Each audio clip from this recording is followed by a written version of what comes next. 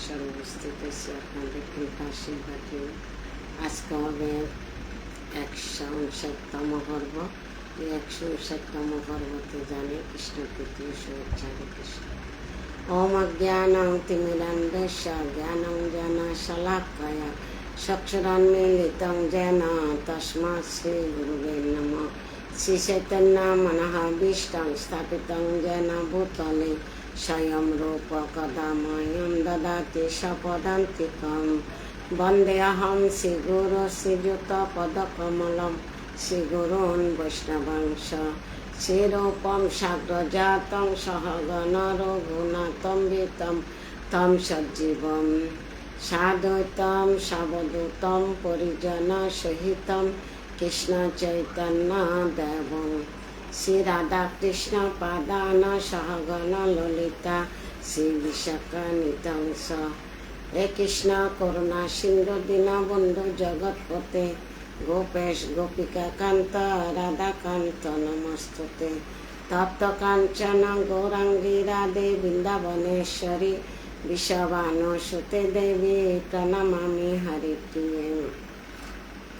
नारायणं नमस्कृतं नरं चैव नरोत्तमं देवीं सरस्वतीं व्यासं ततो जयमुदीरये। नष्टप्रायेषु अभद्रेषु नित्यं भगवतो सेवया भगवती उत्तमश्लोके भक्तिर्भवति नष्टके। मूकं करोति वाचालं पङ्गुं लङ्घयते गिरिं यत्कृपातमहं वन्दे श्रीगुरुदीनतादिनं श्रीचैतन्येश्वरं परमानन्दमाधवं।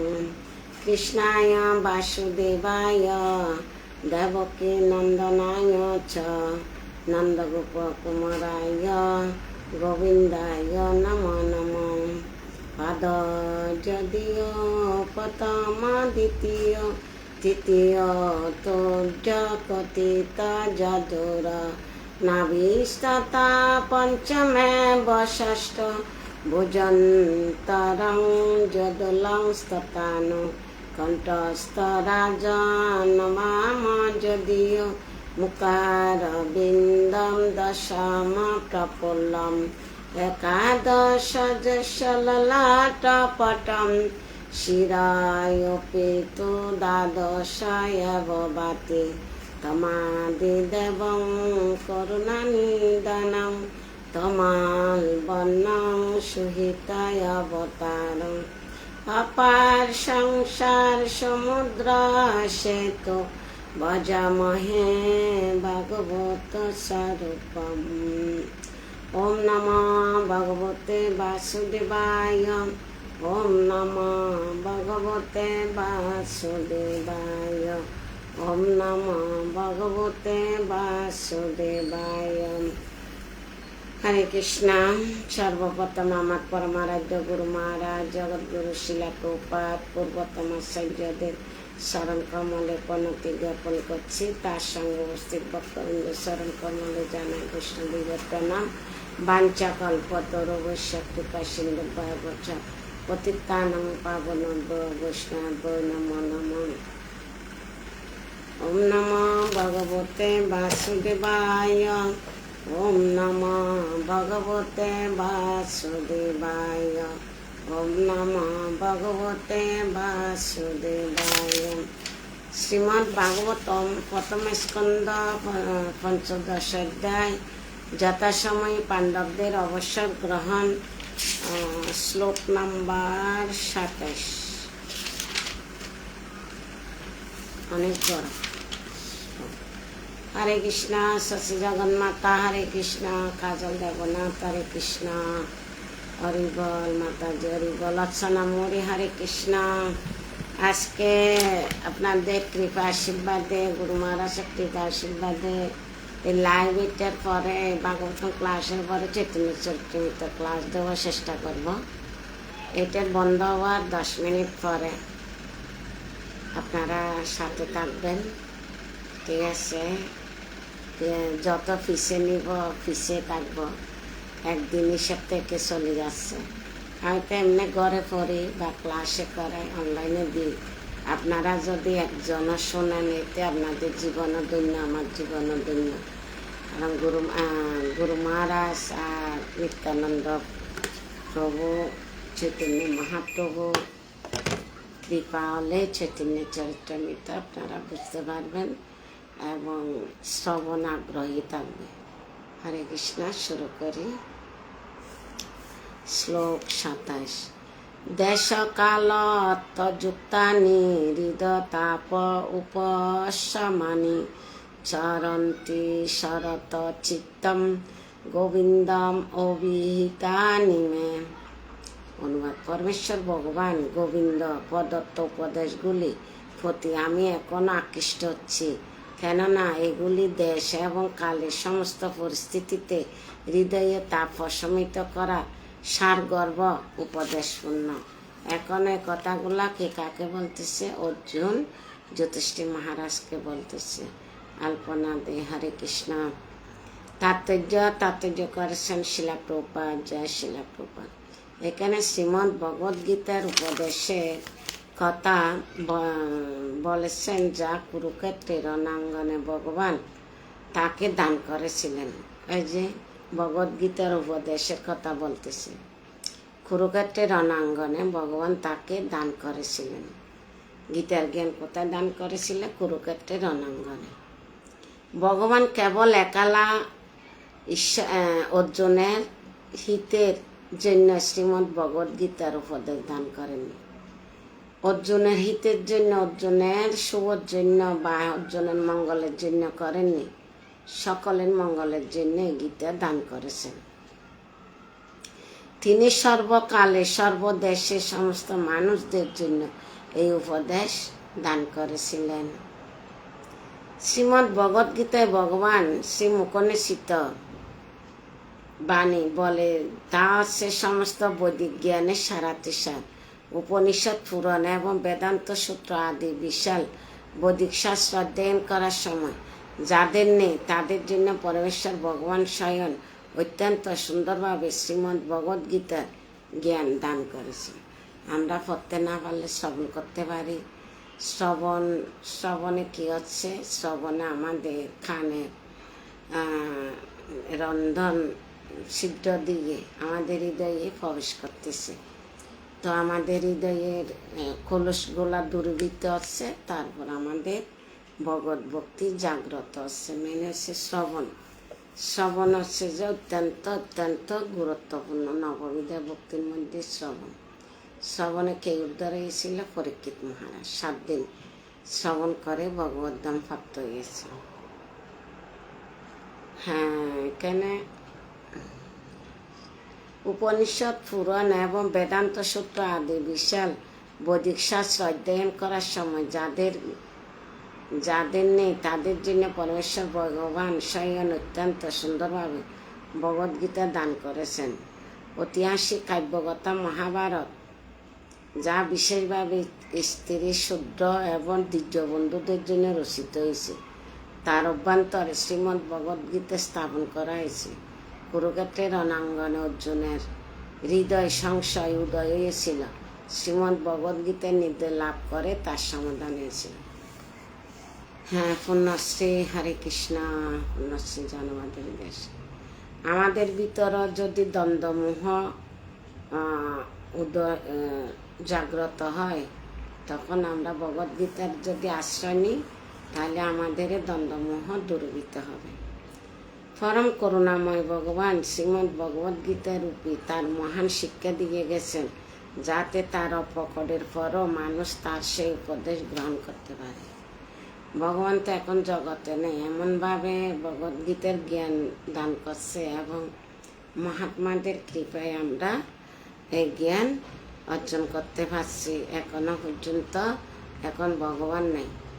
প্রভুপাদ একজন শুদ্ধ বৈষ্ণব আজকে জগতে প্রচার করে গেছে, লাখো লাখো ভক্তত্বে পরিণত হচ্ছে।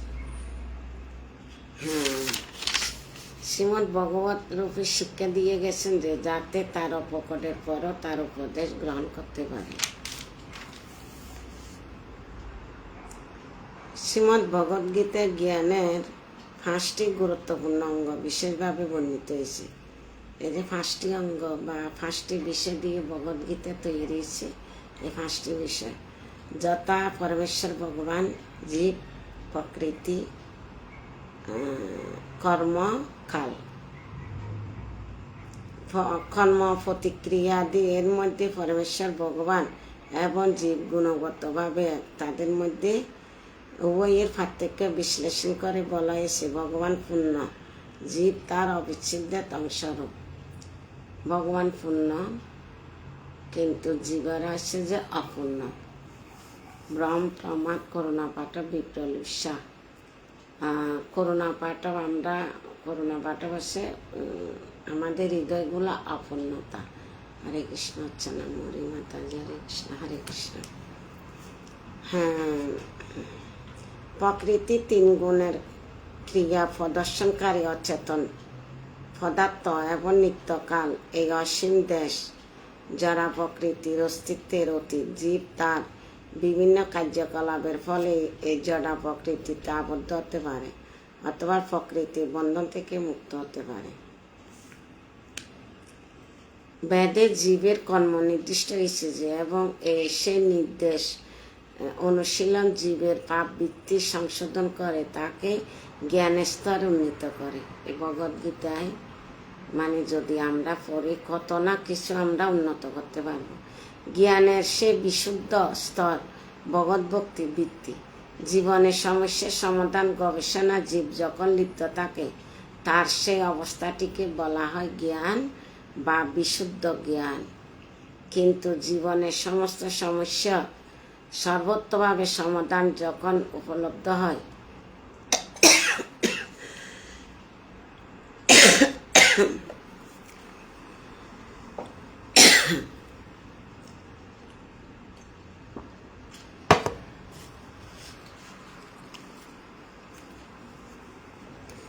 তাই শ্রীমদ্ ভগবদ্গীতা আছে সব রকমের জড় দুঃখ দুর্দশা নিবৃত্তি সাধন করার প্রকৃত উপায়।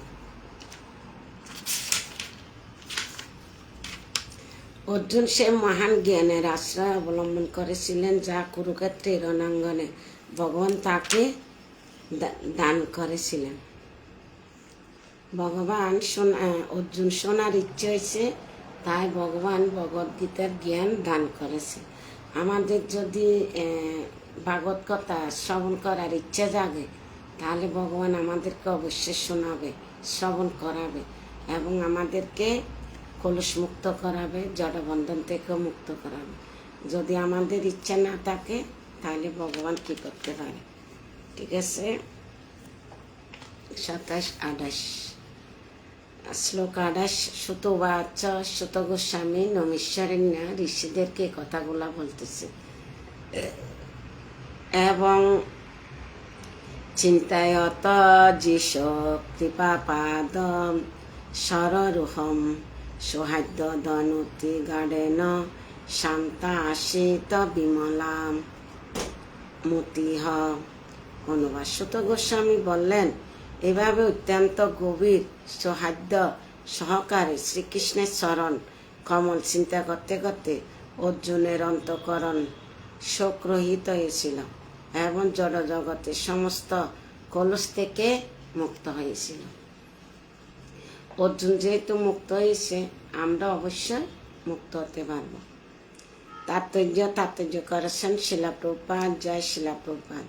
পরমেশ্বর ভগবান পরম পুরুষ, তার ধ্যান করা যোগ সমাধিতে সমতুল্য। ভগবান তার নাম, রূপ, গুণ, লীলা, পরিকর এবং বৈশিষ্ট্য থেকে অভিন্ন। পরিকর মানে ভাষ্য, বৈশিষ্ট্য মানে ভগবানের গুণাবলী থেকে অভিন্ন। অর্জুন কুরুক্ষেত্রে রণাঙ্গনে ভগবানের দেব উপদেশ স্মরণ করেছিলেন। সেই উপদেশ স্মরণ করার ফলে অর্জুনের হৃদয় সমস্ত জড় কলুষ থেকে মুক্ত হয়েছিল। বারবার দুটা শ্লোকে কি বলতেছে? কুরুক্ষেত্রের রণাঙ্গনে ভগবত কথা শোনার ইচ্ছা ছিল, তাই শ্রদ্ধার সহিত শ্রবণ করতে পারছে এবং জড় কলুষ থেকে মুক্ত হয়েছে। শ্রীকৃষ্ণ সূর্যসম সূর্যের উদয় হলে তৎক্ষণাৎ অন্ধকার দুর্বৃত হয়, তেমনি ভক্তের হৃদয়ে যখন কৃষ্ণরূপ সূর্য উদয় হয় তৎক্ষণাৎ জড় জগতের দুঃখ দুর্দশা পূর্ণ সমস্ত প্রভাব বিদূরিত হয়ে যায়। তাই জড় জগতের সমস্ত কলস থেকে রক্ষা পাওয়ার জন্য শ্রী চৈতন্য মহাপ্রভু নিরন্তর ভগবানের নাম কীর্তন করার নির্দেশ দিয়েছেন।